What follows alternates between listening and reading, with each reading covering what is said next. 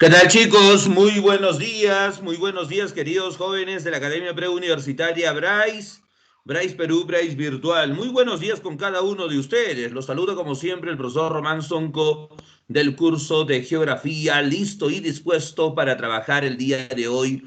Normalmente hacíamos los miércoles, ¿no? Nos han cambiado a los jueves el horario, así que no importa qué día sea, lo importante es trabajar, chicos, ¿ya? Así que ya estamos listos y prestos para trabajar una nueva sesión de clases con cada uno de ustedes, mis estimados jóvenes. ¿Se me escucha bien, jóvenes? ¿Alguien puede responder? Sí, Sí, profesor, todo bien. profesor. Buenos días, profesor. Sí, se escucha.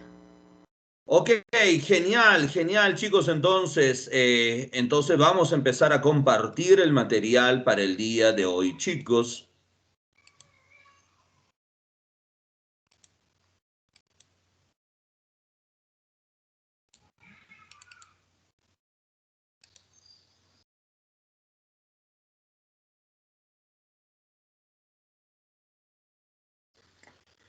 Listo. Estamos observando entonces nuestro material para el día de hoy, jóvenes. La semana número 2 de nuestra guía hablamos acerca de la geodinámica, profesor terrestre, que comprende movimientos tanto internos como externos. Por eso siempre hablamos de geodinámica, repito, interna y externa, ya de geodinámica interna y externa. Y hablamos, jóvenes, por ejemplo, geodinámica interna. Si no me gusta geodinámica interna, puedo decir fuerzas endógenas. Puedo decir fuerzas geológicas o fuerzas tectónicas también, ¿ya? Y cuando yo hablo de geodinámica externa, pues estoy hablando de fuerzas también, pueden decir exógenas o también fuerzas geográficas. ¿Listo, jóvenes? Porque a veces, jóvenes, el profesor explica con un término o no, utiliza una terminología para dar a entender un tema, pero el señor que pregunta, pues, que hace las preguntas en la universidad, no siempre utiliza la misma terminología, ¿no? Entonces, y a veces ustedes se pierden y dicen, ¿y ahora quién me ayuda? Y empiezan a maldecir al profesor, ¿no? Esto les hago siempre la aclaración porque vi en un examen, no de la UNSA, pero en otros exámenes, donde el que preguntaba no utilizaba el término de geodinámica interna, sino que hacía referencia a fuerzas endógenas. Entonces los chicos decían, fuerzas endógenas internas, ¿qué es, profesor? Nunca nos habló el profesor Zonco de eso, ¿cierto? Entonces, ustedes con su enorme conocimiento del razonamiento verbal, ¿no? Que lo hacen con el profesor Orlando, con el profesor Cecitar, entonces tienen que hacer uso también de ello, pues, jóvenes, ¿no? O el otro día estaba hablando de la convergencia de placas y un joven me preguntó, ¿pero qué es convergencia, profesor? Que no está mal que pregunte, sino que yo le he dicho, pero hijo, convergencia es un término muy sencillo. Dime, haz gala de tu RB. Entonces, no solamente las cosas que uno aprende en un curso, no solamente sirven para un curso, jóvenes. Uno tiene que utilizarlo en todo el conocimiento. La preparación tiene que ser holística, chicos. ¿Ya? Muy bien.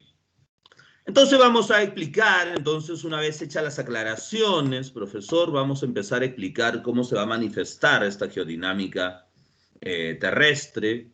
La geodinámica interna se va a dar a conocer mediante el diastrofismo, el vulcanismo y el seísmo, que son las fuerzas, repito, con las cuales se manifiesta la geodinámica interna o las fuerzas endógenas, si deseas. Y las fuerzas exógenas o la externa se va a manifestar a través de la meteorización y la erosión principalmente. La sedimentación es un proceso complementario a la erosión, yo por si acaso lo he puesto ahí.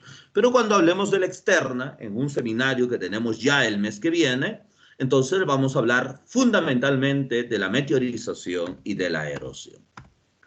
Pero ¿qué características tiene cada uno de estos procesos? Vamos a explicar justamente, y lo primero que quiero que sepan, que vean este conito que les voy a colocar al lado derecho. Nosotros jóvenes estamos ¿dónde? Estamos en la superficie. La superficie es parte de lo que nosotros llamamos la corteza. Debajo de la corteza está el manto, debajo del manto está el núcleo. Este es un diagrama, jóvenes, de nuestra litomasa, ¿ya? Entonces, ahora, ¿para qué me explica todo esto? Porque es importante que usted me entienda esto, joven Pulpín, ¿ya? Es importante que usted sepa, la litomasa, profesor, lo que estamos pisando nosotros es la superficie. La superficie forma parte de la corteza. Debajo de la corteza está el manto, debajo del manto está el núcleo. Ahora, ¿quién nos importa? Nos importa, profesor, el manto. El manto, al igual que todas las demás capas, está dividido en dos. Bueno, voy a cambiarle un colorcito para que ustedes lo noten. La primera parte del manto se llama el manto superior, profesor, o llamado astenosfera, y debajo está el manto inferior o la pirósfera. Ahora, ¿por qué te hago esta explicación? Date cuenta, mira, que la geodinámica interna, me dice profesor, ¿dónde empieza? Empieza en la astenosfera. ¿Y cuál es la astenosfera? La que te estoy diciendo, mira, la astenosfera es parte del manto, la capa del manto que está pegado, vamos a decir así, a la corteza. No tan pegado porque hay una discontinuidad que lo separa ahí, ¿ya? Entonces, desde esta zona, llamado profesor astenosfera o manto superior, se va a originar ¿quién? La geodinámica interna. ¿Desde ahí hasta dónde? Hasta la superficie, porque las consecuencias, profesor, o los efectos tienen que estar en la superficie, donde estamos nosotros. Por lo tanto, mira, tiene que ser una flechita vertical hacia arriba, como en la gráfica principal también lo he colocado, ¿no? De color rojo, mira, ¿ven? Verticales, profesor, hacia arriba. ¿Qué significa? Actúan en contra de la gravedad. Y al actuar en contra de la gravedad, mi estimado Pulpín o Pulpina, profesor, se les considera agentes constructores. ¿Constructores de qué, profesor? De lo que dice acá, mira, relieve. Profe, ¿y qué es el relieve? El relieve es el volcán, la cordillera, la meseta, el valle, la depresión. Todo eso que vamos a hablar de las siguientes semanas, jóvenes. Ese es el relieve. Entonces, este relieve, profesor, yo pensé que Diosito Todopoderoso lo había creado. Ah, no. Déjame decirte que no. Es producto de las fuerzas, profesor, de la geodinámica interna. Ese relieve que nosotros observamos, profesor, es cierto, por ejemplo, acompañando a nuestra ciudad. En nuestra ciudad, profesor, todo lo que vemos es relieve. Si ustedes salen, no sé, pues al techo de su casa y observan, todo lo que observen alrededor, profesor, es relieve. Y eso es producto de las fuerzas internas, de la geodinámica interna.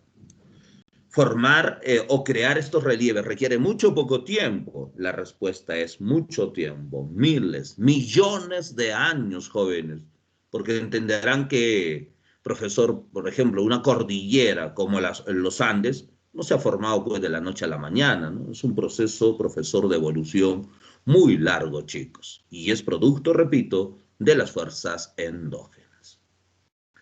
Ahora, la geodinámica, profesor, externa, ¿qué características tiene? Mira, lo podemos ver acá, mira. Dice, ¿dónde empieza? Empieza en la troposfera. ¿Y qué es la troposfera?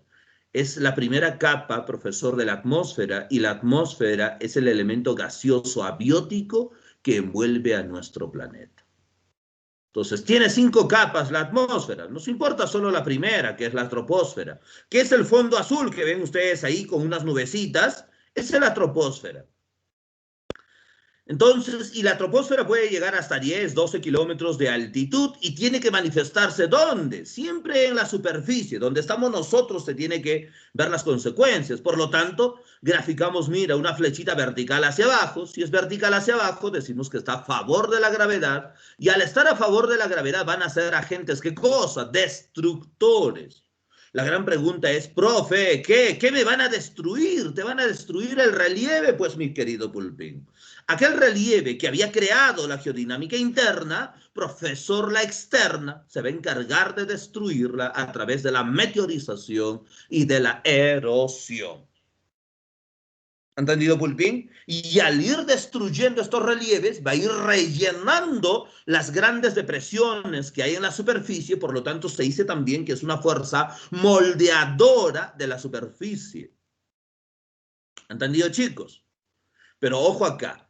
Alguien me dijo, profesor, y requiere mucho poco tiempo. En comparación al tiempo que requiere la geodinámica interna, La externa, profesor, requiere un menor tiempo para poder destruir los relieves creados.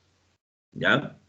Entonces, a buen entendedor, ustedes que son recontra inteligentes, mis queridos pulpines, se han dado cuenta que hay una lucha incesante, profesor, entre las fuerzas internas y externas. Unas construyen, otras destruyen.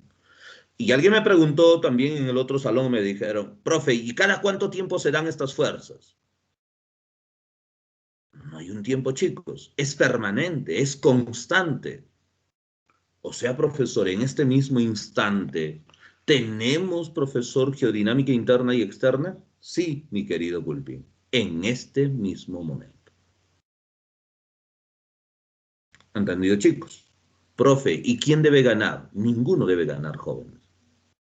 Esto tiene que estar en un equilibrio permanente.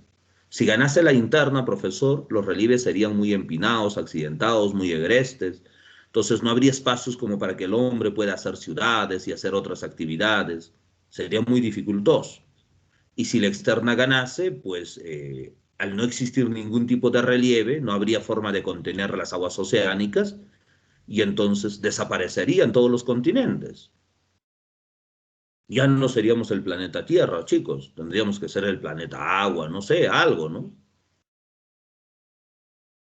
Así que nadie debe de ganar, estimados pulpines.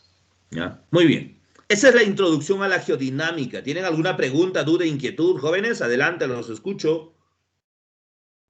No, profesor.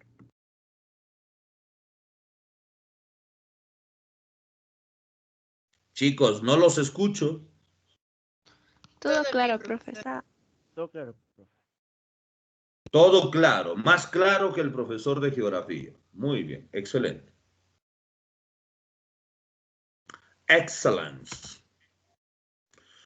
Muy bien, ahora vamos a hablar entonces de la geodinámica, chicos, interna. ¿Cuáles eran las fuerzas de la geodinámica interna, chicos? Ya me olvidé. ¿Alguien me ayuda, por favor? Diastrofismo, vulcanismo y seísmo. Oh, pensé que estaban durmiendo. Están muy atentos. Muy bien, chicos. Felicitaciones. Es una respuesta correcta, respuesta Bryce. Y vamos a empezar con el diastrofismo, ¿no? La primera de las fuerzas es el diastrofismo, que parece un término complicado, chicos, pero acá en la Bryce te lo ponemos sencillo, ¿no? Decimos, ¿cuál? Escuchas de diastrofismo y dices, ah, ya, es el movimiento de las placas. Y usted por cultura general, desde jardín, les han dicho que las placas tectónicas, profesor, son dinámicas, están en constante movimiento. Si bien es cierto, no se puede determinar la dirección, profesor, en la cual se va a mover la placa, pero podemos hacer una generalización de su desplazamiento, profesor, la forma como se va a mover, y nosotros decimos, lo puede hacer de manera horizontal, profesor, así como ven acá, y se llaman movimientos orogénicos, que es lo más común, lo más frecuente. Y rara vez, jóvenes, las placas van a hacer movimientos verticales, ascendentes o descendentes, llamados epirogénicos, ¿ya? Resumimos así, jóvenes. El movimiento de las placas, que es el diastrofismo, resumimos en dos: movimientos orogénicos y movimientos epirogénicos. Pregunta que decía profesor en la universidad, en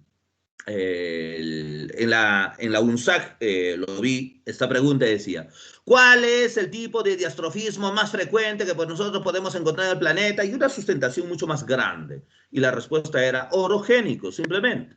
¿Ya? Y si ustedes saben algo de RB, que les hablaba harto de su RB, jóvenes, díganme, ¿qué significa el prefijo oro? Cordilleras, montañas. Montañas. ¡Oh! Excelente, excelente. Carita feliz para todos ustedes, chicos. No, mejor dicho, para los que han hablado. Para los que no han hablado, carita triste. ¿Ya? Entonces, significa, profesor, cordillera, ¿no? Significa montaña, aunque hay una diferencia técnica ahí, que no es lo mismo cordillera y montaña, ¿ya? Entonces, esta cordillera o montaña, chicos, profesor, se va a formar a través de ¿qué? Se va a formar a través de un plegamiento y a través de una falla o fractura. ¿Depende de qué, profesor? Depende del tipo de rocas. Siempre depende del tipo de rocas. ¿Que todas las rocas no son iguales, profe? No, mi querido Pulpín. No todas las rocas pueden ser iguales. Hay rocas ígneas, sedimentarias y metamórficas. En el seminario que vamos a tener el mes siguiente, entonces vamos a hablar de eso, del tipos de rocas, y voy a poner ejemplos, muchas cosas, ¿ya? Entonces, mira. Depende del tipo de rocas. Profesor, si hay rocas sedimentarias, se va a formar un plegamiento. Si hay unas rocas ígneas, profesor, se van a formar las fallas o fracturas. Pero solo porque usted lo dice, profe, claro que sí, jóvenes. Solo porque basta que yo lo diga. Porque no se olviden que yo soy el camino, la verdad y la vida, mis estimados pulpitos. No debe bastar que yo lo diga, sino cuál es la explicación de que las rocas ígneas son macizas, son compactas, duras, que ante la presión no ceden, ante la presión se rompen. Por eso al romperse se van a formar fallas o fracturas.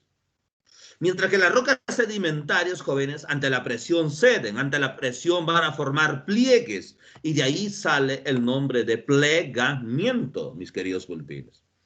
Observen acá la imagen que les muestro de color verde, es la superficie antes plana, pero a cada costado hay una flechita de color blanca que he colocado que representan las placas. Y son horizontales porque estamos, profesor, hablando de movimientos orogénicos. Estas placas van a hacer compresión lateral, van a presionar con toda fuerza, jóvenes, a esta superficie, pero como tiene rocas sedimentarias, profesor, va a formar pliegues, como ven acá. Va a formar ondulaciones, como claramente lo están viendo ahí, jóvenes. Entonces, ese es un plegamiento. Y solamente se va a dar cuando la superficie tenga rocas sedimentarias. Y en todo plegamiento vamos a hablar de un anticlinal, de un sinclinal y de un monoclinal. A ver, debajo del logo de la academia voy a intentar hacer un plegamiento mucho más claro para que ustedes, jóvenes, entiendan mejor. Más o menos así. Ya, debajo del, repito, del logo de la academia, atentos, muy atentos. Y mira lo que vamos a decir, chicos. Vamos a decir lo siguiente, mira. Si este es un plegamiento, en todo plegamiento va a haber partes altas, ya, partes altas, y ya relaciona altas con anticlinal, ya, las partes elevadas de un plegamiento, les vamos a decir así. Los anticlinales, y entre dos anticlinales, sí o sí, mi querido Pulpín, usted va a tener una parte baja, al cual va a llamar sinclinal. Ya, ese es el sinclinal. Ahora, no toda la superficie de color verde que estamos viendo acá en la imagen se va a plegar, ¿no? Parte de ella, profesor, va a seguir siendo plana, por más presión a la cual haya sido, profesor, sometida. No todo se pliega. Parte de ella, profesor, queda plana. Pero esta parte plana puede unirse, profesor, a un anticlinal o puede estar unida a un sinclinal. Cuando eso suceda, le vamos a decir un monoclinal. Entonces, repito, para que no se pierdan, que cuando se genera un plegamiento, todo plegamiento tiene que tener, mis queridos pulpines, anticlinal, sinclinal y monoclinal. Ahora, recuerda que el plegamiento va a dar origen a una montaña o a una cordillera, ¿cierto, pulpín? Entonces usted se preguntará, ¿qué parte del plegamiento se convertirá en montaña cordillera? Solamente, mi querido pulpín, el anticlinal. Solo el anticlinal y nada más que el anticlinal. ¿Listo, pulpín? Entonces, ojo, eso te voy a preguntar, ¿ah? Eso te voy a preguntar. La siguiente clase vamos a hacer lección. Solo el anticlinal, profesor, va a ser la cordillera. El sinclinal, profesor, no puede ser cordillera. No, pulpín. El sinclinal es una depresión. Y debido a la concurrencia de muchos otros factores, profesor, esta depresión se puede convertir, por ejemplo, en un lago, y ahí hay mucha teoría al respecto que ya más adelante, conforme vayamos desarrollando el curso, les iré hablando. Pero lo que quiero que entiendas, que el sinclinal, al ser la parte baja, se va a convertir en una depresión. ¿Listo, chicos? Y lo común es que se formen luego lagos de origen tectónico, ¿ya? Y como te decía, profesor, el monoclinal es la parte plana, ¿no? La parte que no se ha plegado, pero que está unida a un anticlinal, o que puede estar unida, profesor, a un sinclinal. De eso nosotros podemos observar, por ejemplo, en las pampas o en las mesetas. Hay mucha evidencia de ello, chicos. ¿Ya? Ahora, no solamente podemos hablar de plegamiento, tenemos que hablar también de una falla o de una fractura, que te decía que para ello tengo que tener rocas ígneas. Entonces, date cuenta en la imagen que va a aparecer ahí, una imagen clara donde te va a mostrar de cómo, profesor, esta superficie va a estar sometida a presión lateral o a compresión lateral. Mira, las placas están presionando de manera horizontal, ¿cierto?, a la superficie plana. Y profesor, como tiene rocas ígneas, no van a formar pliegues como en el anterior, sino se van a romper, se va a generar un plano de la falla, que es por donde se va a desplazar, profesor, esta superficie. El bloque 1, que le vamos a llamar el horst, profesor, va a tender a ascender de manera progresiva, no es inmediato, ¿eh? De manera progresiva. Y el bloque 2, siguiendo el plano de la falla, profesor, llamado grave, va a tender a hundirse de manera progresiva. En buen cristiano, para que usted me entienda, profesor, la superficie va a tener la apariencia, mira, como de una gradita. ¿Se dan cuenta, sí o no? Esta es una falla simple, que son las más comunes. Pero también hay fallas escalonadas, ¿vale? Es decir, horst, graben, así. ¿Entendido, chicos? Esta es una falla simple. Ahora, chicos, mira, el horst, que es la parte que va a ir ascendiendo, se puede convertir, profesor, dependiendo del relieve que tenga, en una cordillera o en una meseta. Y el graben, profesor, debido a la concurrencia de otros factores, porque no hay que analizarlo en sí solo, de otros más, puede ser una depresión o se puede convertir en un valle si es que por ahí pasa un río, qué sé yo. Por eso hay que analizar bien que otros factores concurren ahí. Pero básicamente quiero que me entiendan que tras romperse la superficie, generarse una falla, profesor, siempre vamos a tener una parte que irá ascendiendo lentamente y otra que se irá hundiendo también lentamente. Esa es la característica de una falla, de una fractura, mis queridos pulpines. Y una variante de la falla, profesor, de la fractura es la diaclasa. En este caso, profesor, la diaclasa se diferencia de la falla porque va a haber grieta, porque va a haber fisura, pero no va a existir desnivel. El bloque 1 y el bloque 2, separados por la grieta, mis estimados pulpines, no se van a desnivelar, no va a salir un horst ni un grave, solamente vamos a poder ver la fisura, la abertura, profesor, de la superficie. Esto es común cuando hay un terremoto o un movimiento sísmico de grado 4 o 5, profesor, 5 y tantos también, pero cuando ya es mayor a 7 y todo lo demás, se genera una falla. Las fallas se generan, jóvenes, cuando hay justamente movimientos sísmicos de gran magnitud en la escala de Richter, que ahorita vamos a explicar también. Muy bien, entonces esa es la teoría, jóvenes, acerca de los movimientos orogénicos, que son los más comunes, y por el otro lado tenemos los movimientos epirogénicos, que son raros, como te decía, porque son movimientos, profesor, verticales, ascendentes o descendentes de las placas, y esto, profesor, ¿qué va a originar? Va a formar los continentes. Y ahí les pongo una visión justamente de los continentes, como América, Europa, África, Asia, Oceanía. Y, profesor, se forman continentes porque los movimientos orogénicos son movimientos en péndulo o en báscula, si desean ustedes, y dependiendo a qué dirección se mueva, profesor, el péndulo, va a generar costas de levantamiento o costas de hundimiento. Eso va a hacer que en los litorales dejen de formarse los geosinclinales y los continentes siempre puedan estar por encima del nivel de los océanos, ¿ya?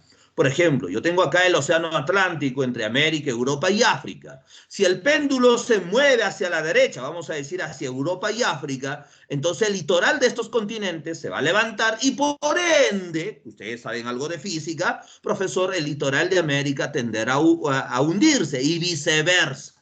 Eso va a mantener a flote siempre, jóvenes, a los continentes. A eso se llaman los famosos movimientos epirogénicos. Por eso les decimos que forman continentes. ¿Listo, chicos? Muy bien. Ese es el diastrofismo, estimados pulpines. ¿Alguna pregunta, duda, inquietud que tengan hasta ahí? No, profesor. Todo claro. Excelente. Dos cosas. O ustedes son chicos muy buenos y que entienden todo, o el profesor es demasiado bueno que les hace entender todo en una, ¿no? Yo creo que la última, jóvenes. ¿Ustedes qué dicen, chicos? Sí, la última, profe. La última, profe. Sí, la última. Ustedes apoyan a su profe, de todas maneras. Muy bien. Acá Saúl escribe un mensaje y dice, yo digo la primera. Dice, no sé, Saúl, no sé. Bueno, ahora vamos a hablar acerca... Andrea me dice, es usted, profe. Gracias, gracias, Andrea. ¿Ah? Muy bien, excelente. Ya has ganado una carita feliz. Ahora vamos a hablar, estimados pulpines, acerca del vulcanismo, que el vulcanismo viene de Vulcano, que es el dios romano del fuego.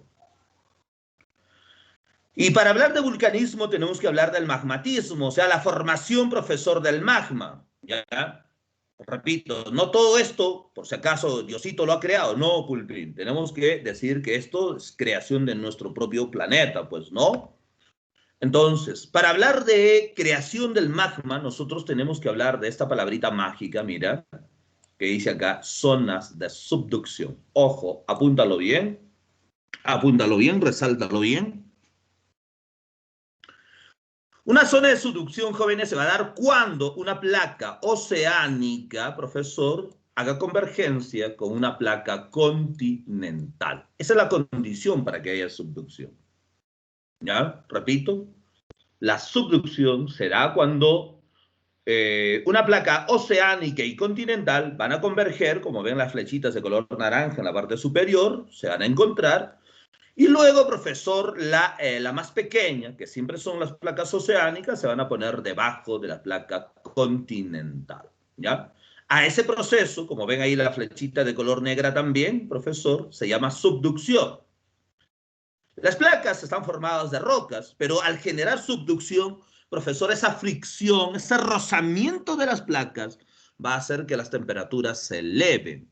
Y al elevarse las temperaturas, mi querido Pulpín, las rocas, repito, que forman las placas, se van a generar fusión, ¿cierto? Las rocas de un estado sólido van a pasar a un estado líquido o magmático. Y entonces, profesor, tendremos la formación del magma. ¿Dónde se va a formar este magma? Recuerda, mira este conito que te explicaba al inicio. Recuerda que tenemos tres capas. La primera capa, de encima hacia abajo, ¿cómo se llamaba, chicos? Astronósfera. Ya ve, están durmiendo. Se llamaba corteza, chicos. Debajo de la corteza... Manto. Y debajo del manto... Núcleo. Ah, claro, si dice ya hay núcleo, de ahí nomás han plagiado, ¿cierto? Ah, yeah. Entonces, chicos, mira, este material magmático se va a formar ¿dónde? En el manto. Parte de ella puede estar en la astenosfera, porque astenosfera recuerda que ahí estaban las placas, y astenosfera quiere decir esfera débil, y es porque están las placas en estado sólido, pero también debajo de las placas hay magma. Por lo tanto, en la astenosfera hay magma, y también, o sobre todo, profesor, en el manto inferior que se llama pirósfera. ¿Saben qué quiere decir piro? Fuego. Fuego. Muy bien, queridos pulpines. Entonces, ahí, sobre todo, se va a concentrar este material magmático. Y por la forma, por la constitución, por los elementos que tiene, jóvenes, este material va a estar generando explosión y contracción de manera permanente. Esto generará gases y como ustedes saben mucho de la física más que yo, Estos gases van a generar presión y debido a esta presión, este material magmático intentará, profesor, salir de todas maneras, por toda grieta o fisura que encuentre encima de ella. O irá generando un conducto, profesor, que luego nosotros llamaremos como chimenea, ¿no? Y llegará a la superficie donde estamos nosotros, ¿cierto? Y no van a creer que ya hay pues un orificio ahí justo para que salga el material magmático. No, no, no, queridos pulpinos.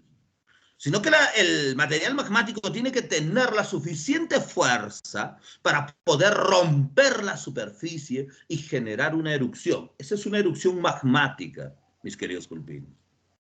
Y la consecuencia de esta erupción magmática va a ser la formación del volcán. Ya, repito, la consecuencia de la erupción magmática es la formación del volcán. No hubiese volcán si no, profesor, hubiese una erupción magmática. Porque ¿quién le da la forma al volcán, profesor? El material magmático, pues, jóvenes. ¿Entendido?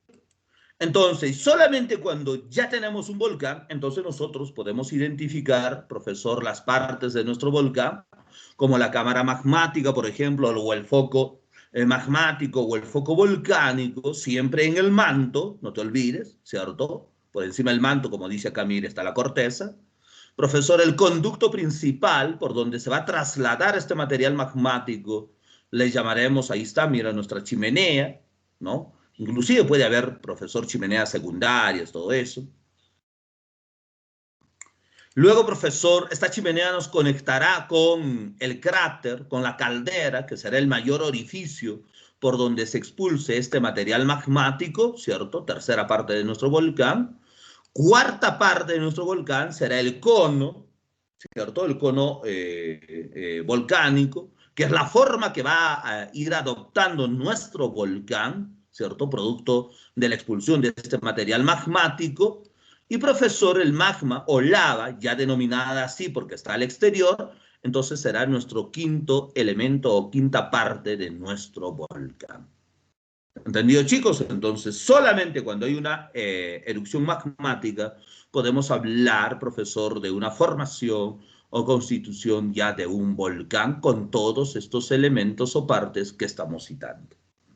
Ahora, nos importa, profesor, el material magmático que da origen a todo, ¿cierto? Por el cambio brusco de la temperatura, este se va a solidificar rápidamente.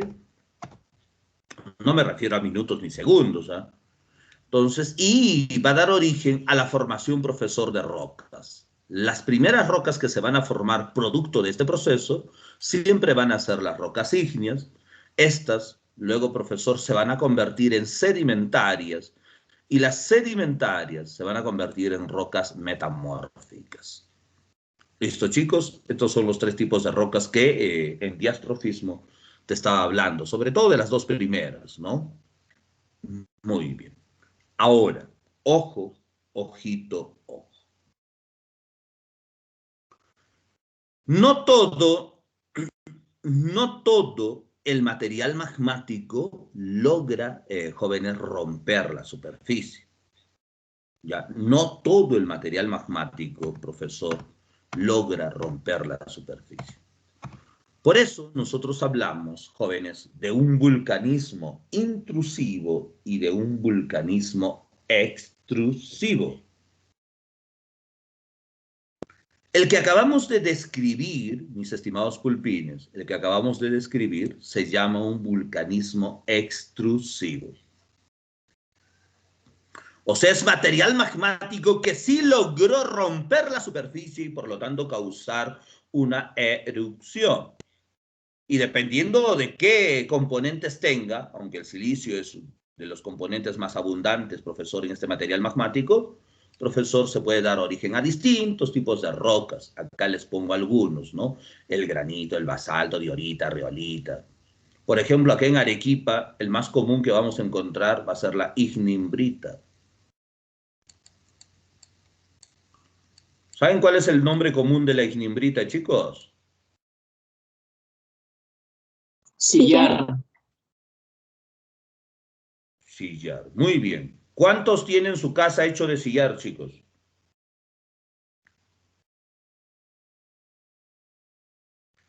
Ahora me van a decir nadie, ¿no? Entonces significa que no son arequipeños. ¿Ah? El arequipeño tiene su casa de sillar, de todas maneras. ¿Sí? Entonces, ese es el vulcanismo extrusivo, mis queridos pulpinos. Pero, porque siempre hay un pero, no todo el material magmático, como ven acá, logra salir o romper a la superficie. Y entonces hablamos de un vulcanismo intrusivo. Dense cuenta, la superficie de color verde, perdón, la capa de color verde es la superficie. Y mira, ahí tenemos el material magmático intentando salir, intentando romper, ¿cierto? Esa capa verde. Entonces, pero no logró, porque no tuvo la suficiente fuerza, profesor, para hacerlo, y se solidifica ahí mismo. ¿Dónde? En la corteza. Y dependiendo, profesor, de su forma que tenga, nosotros le vamos a decir lopolito, lacolito, dique, filoncapa, stock, batolito. Acá también podemos agregar el cenolito. ¿Ya? Entonces, esos son, jóvenes, ejemplos de vulcanismo intrusivo, que no es raro, sino al contrario, es más común o frecuente del que nosotros creemos, solamente que no nos damos cuenta porque, repito, está pues al interior de la corteza, ¿cierto? Mira, el que se aproximó más, digamos, a romper la superficie, dense cuenta el acolito, que tiene la forma, mira, ¿no? De un domo, de una cúpula, ¿cierto? Intentó, mira, romper la superficie, pero se quedó ahí, luego no pasó más, se solidificó y por la forma que tiene le hemos puesto la colito así, ¿no? Entonces, son ejemplos de vulcanismo intrusivo, mis queridos pulpines. Listo, ahora sí, termina todo lo que se llama vulcanismo y nos quedaría para el final solamente el seísmo. Que por cierto, en las últimas semanas en Arequipa hemos tenido movimientos sísmicos muy fuertes, ¿no? Frecuentes, no tan fuertes que digamos, pero sí frecuentes, ¿no? A cada rato, chicos, ¿ah? Es como mi amigo me decía, este es el preámbulo de algo mucho más grande, jóvenes. Así que a prepararse. Pronto, pronto se viene un movimiento sísmico grande, jóvenes, ¿ah? Yo calculo de 7 a más grados, ¿ah? De 7 a más, superior a 7, chicos. Benditos seamos los que nos salvemos, ¿no? Lo siento por ustedes, chicos.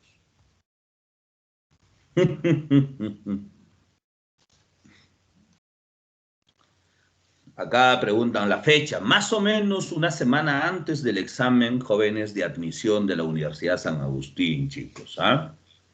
Más o menos. Por ahí está pronosticado que haya un terremoto.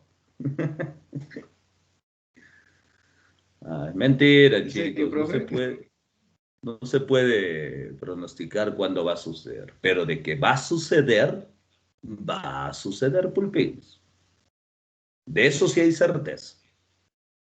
Solo falta determinar la fecha nomás, jóvenes. Andrea dice, vamos a morir. De todas maneras, algún día, pues, Andrea, tenemos que morir, ya sea por el sismo o por la edad o por alguna enfermedad, ya tenemos que morir, pues. Así que prepárense, ¿ah? En la parte central y sur de nuestro país y la parte norte de Chile, estamos esperando un movimiento sísmico superior a 7 grados, chicos. Así que vayan a confesarse.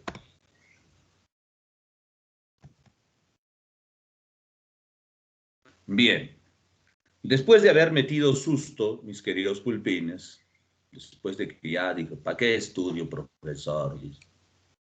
Vamos a hablar, jóvenes, de los movimientos sísmicos. Ay, me acuerdo, jóvenes, en el 2001, creo que hubo de los más fuertes que hubo aquí en Arequipa. Jóvenes, era terrible, las réplicas eran fuertes también. Uno ya se metía a la cama, pero ya con las zapatillas puestas, jóvenes. Porque apenas vibraba, ¿no? Apenas venía la réplica y tenías que salir corriendo, ¿no? Ustedes, pues, chicos, todavía no han pasado nada de eso, pero ya pronto les tocará vivir, jóvenes, un movimiento sísmico grande, ¿no? Y yo me acuerdo que ese día estaba en la universidad todavía yo.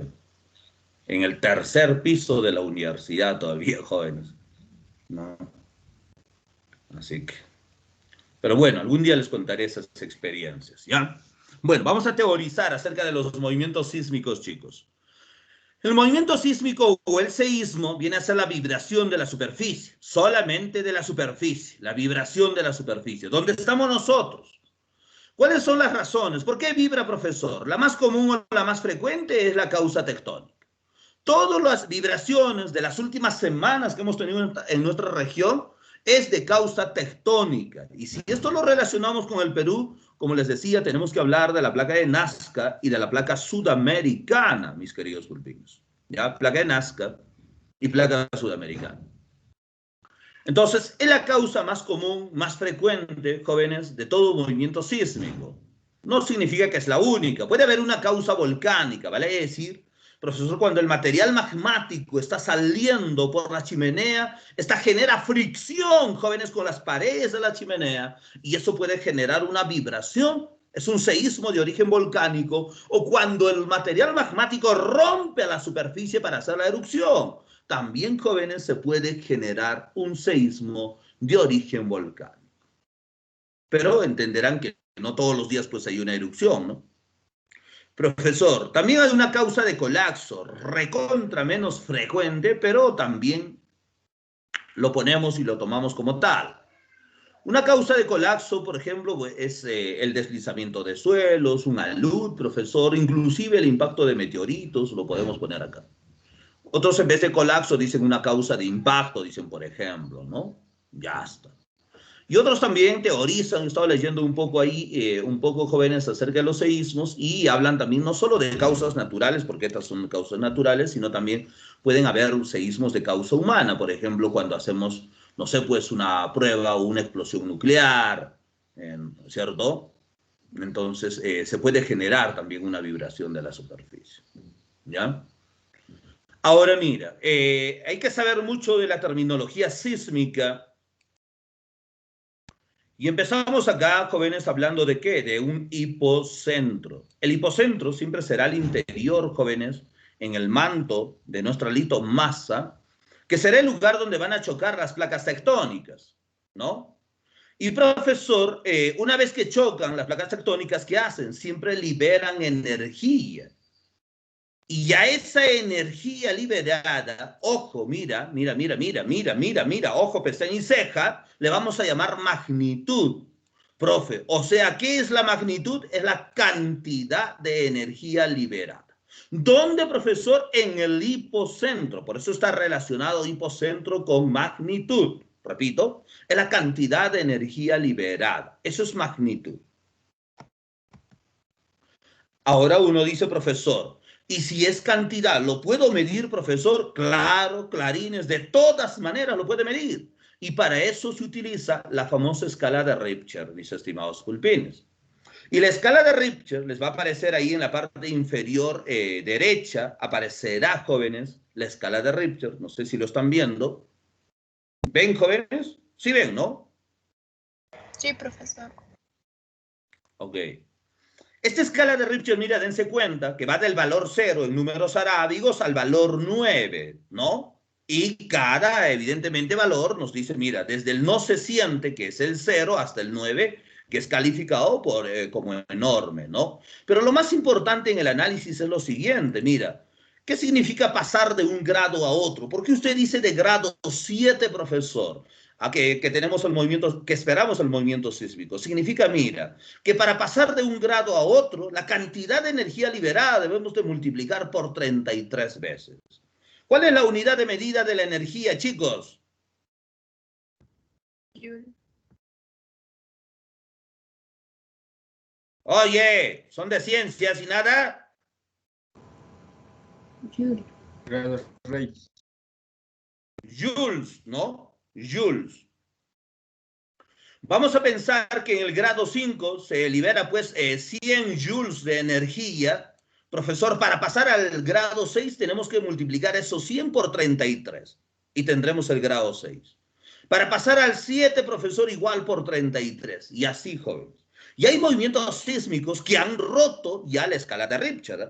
Ojo, ya han roto la escala de Richter. Por eso se habla hoy en día de la escala modificada de Richter, que en algunos países, como los Estados Unidos, por ejemplo, llega a 11.5, creo, o a 11 grados. En el caso del Perú, por ejemplo, llega a 9.5. Más bien, eso no es uniforme para todos los países. Repito, no es uniforme para todos.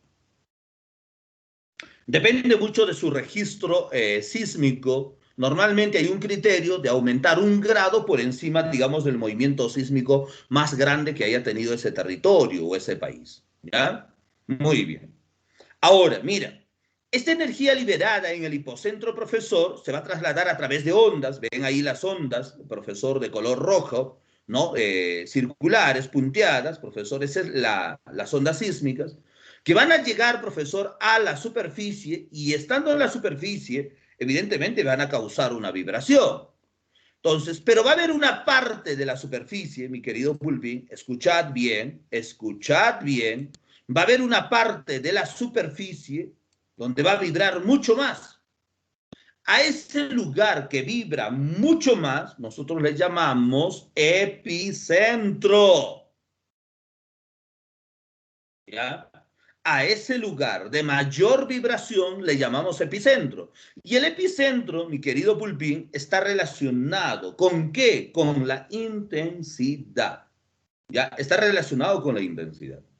Por lógica, si profesor en el epicentro vibra más, tú me dirás, pues profesor, ahí habrá mayor destrucción, mayor daño, mayores pérdidas humanas y materiales. Aunque no solo se ve eso, sino se ve también, jóvenes, digamos, otros factores que puedan, factores de vulnerabilidad que puedan generar también, digamos, mayor daño o destrucción. ¿Listo, chicos?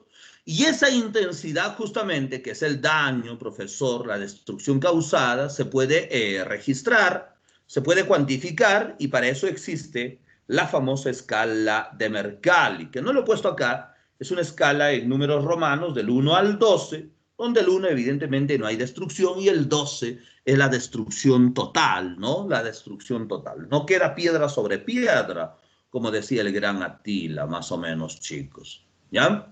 Y termino mis clases del día de hoy, jóvenes, señalando lo siguiente. Mira, las ondas sísmicas, que son los responsables de trasladar la energía, profesor, hacia todas las direcciones. Normalmente yo he escuchado hablar que solo va de manera vertical, profesor, o recta. No, no, no. Pues la energía se traslada, jóvenes, en todas las direcciones. Y ustedes, como buenos chicos de la física, deberían saber. Hablamos de ondas, profesor, internas, profesor, que son las P y S, que son primarias y secundarias, que por la velocidad con la que sale, profesor, en el sismógrafo tienen muy poco vaivén, como están viendo acá.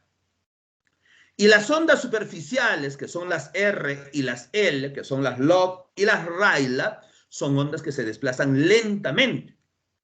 Y cuanto más lenta sea el desplazamiento de una onda, mis queridos pulpines, mayor será el daño, la destrucción, jóvenes, causada. Y por lo tanto, en el sismógrafo se registra, mira, con un mayor vaivén, profesor, de dichas ondas. ¿Cuáles son las ondas más lentas? Son las Rayleigh, jóvenes. Y aparte que son de ser lentas, se desplazan en casi todas las direcciones, por lo tanto, son las ondas, profesor, que mayor daño o destrucción van a causar. Evidentemente, cuanto más dure la vibración, mayor será el daño, mayor será la destrucción. ¿Se entiende eso? ¿No?